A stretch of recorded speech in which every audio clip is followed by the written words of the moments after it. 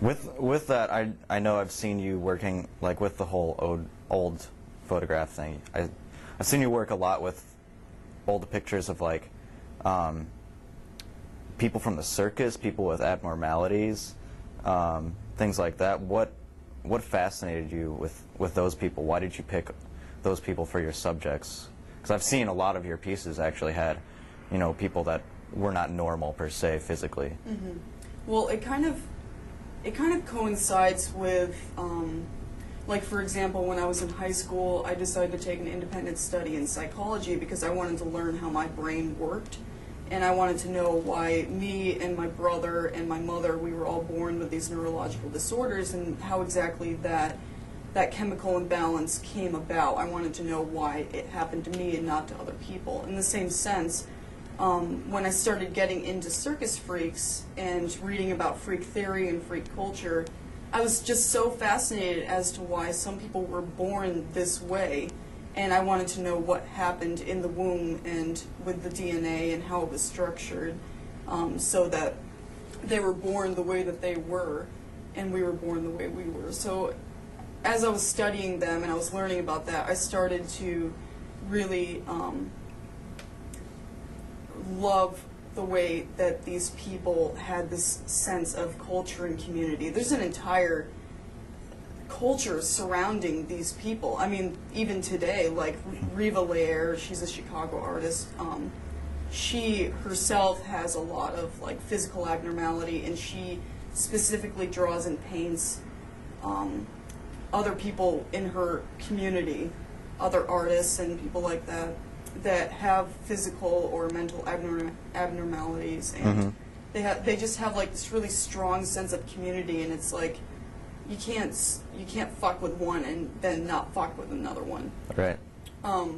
And I had also at the time started watching the movie Freaks by Todd Browning, and that's exactly what he talks about in that movie. He talks about how they have a very strong sense of culture and community, much like people in different areas and people of the same cultural background, and like diversity, like that really like comes into play. Is there one of those pieces in your book about a character like that? Yeah, that there's a couple of them. There is this man right here. He's from Burma, and he's from a family, I think of about like 6 or 7 people, and they were called the Sacred Hairy Family of Burma. And they were a family that stayed within like the royal family for a really, like for generations. They stayed within the royal family because they were so abnormal and had such long hair growing all over their bodies. People thought that they were deities, like they were gods.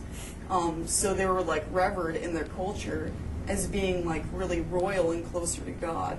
With that, I've heard you talk like jokingly about how a lot of people look at your work and it's so like dark and kind of disturbing, and how you're sometimes even embarrassed to show it to your family because you'll think they think you're weird or something. Do you have? Oh, they do.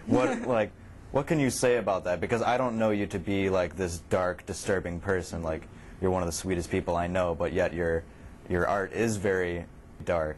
So where does that come from? Why do you wish to make it look like that, I guess? Well, for 2 reasons. The first reason is, like, as I was talking about before, where I work a lot from a very emotional standpoint. One part of having obsessive compulsive disorder and other things is that sometimes I have, like, probably 4 or 5 times a day, very severe hallucinations. They last for about like 20 to 30 seconds, and it'll give me like this very physical reaction where I'll just be like, or like yell or something like that. And like normally I can control it when I'm around other people, but these hallucinations normally consist of very violent things, like I'll picture like one of my best friends like getting their head cut off, or like my parents getting into a horrific car accident, or like a hallucination where I get hit by a car or my hand gets cut off, or just something like along those lines. Like it happens all the time. I don't know why, but like something in my mind triggers these things when I'm looking at that person. and I'll normally just like cover it up and laugh or be like, oh, I was thinking about something, or, but like it's very like severe hallucination where I'll actually see it happening, and then I'll be like, oh, okay, yeah. So it took me a really long time to be able to cope with having that, but in the same sense, like it gives me this very morbid sense of humor, where like I'll see something. And I'll see like the violence in it, and I'll see like how the dark aspect, and it makes me think a lot like when I'm watching the news and stuff like that. Like it really like goes into my hallucinations. Like if a bunch of kids get killed, I see a bunch of kids walking down the street, I see them get killed. Like, so when I'm having these hallucinations, I guess it really makes me realize that there's like this very dark side to life that a lot of people try to ignore and cover up. And I think that there's this extreme beauty in realizing that without having the dark side of life, without having like the trials and tribulations that we go through, we wouldn't be able to appreciate the beauty in anything or the lightness of anything. So I guess I like to create works that show both sides of that. Like the portrait of my sister is a snapshot in my memory of a time where we were together and living in the Adirondacks. That was just such a very beautiful time in my life. But I have other portraits of my sister that are really very violent and very dark, and it's when I'm thinking about her and I'm thinking about like problems that she's going through and problems that I've had with her. And I guess that's where I'm coming from with that. With that, you were talking about the portrait of your sister. This is the new series of works that you're doing, is of people that you know. Mm-hmm. What do you have? Like, where did that come from? I mean, you talked about having hallucinations when you look at people that you know. Is that kind of what this is about? No, this is more about like for the past year and a half, I had been doing studies of people that I didn't know, like very anonymous people, like. I would find antique photographs or found photographs, and I would do drawings from those, and then at the same time I was doing the freak studies of people with physical abnormality, and I didn't know them at all. And there's this problem when you're doing works of people that you don't know, mm-hmm. that you could be exploiting them. It's kind of like a National Geographic photographer isn't going to go into the villages and develop a relationship with someone before they take their portrait. They're going to run into your home and take your picture and run away.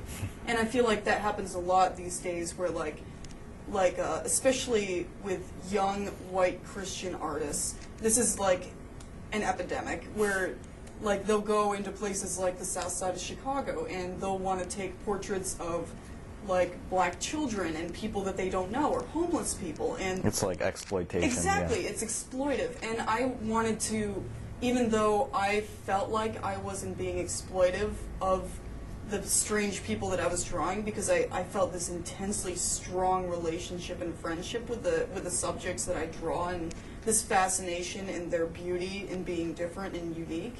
I still wanted to move away from that, and so I started drawing portraits of people that I have an intense relationship with, and I knew that that would come through in the work. And I also started doing a lot of self-portraits too, so that I could get to know myself better and meditate on myself. So I guess I started making these portraits of my friends and my family that I have an intense relationship with, because I was hoping that eventually I could evolve from that and go out and meet people and develop a relationship with them and be comfortable with being able to draw these people. So it's kind of like a process where these are studies for a bigger and greater thing.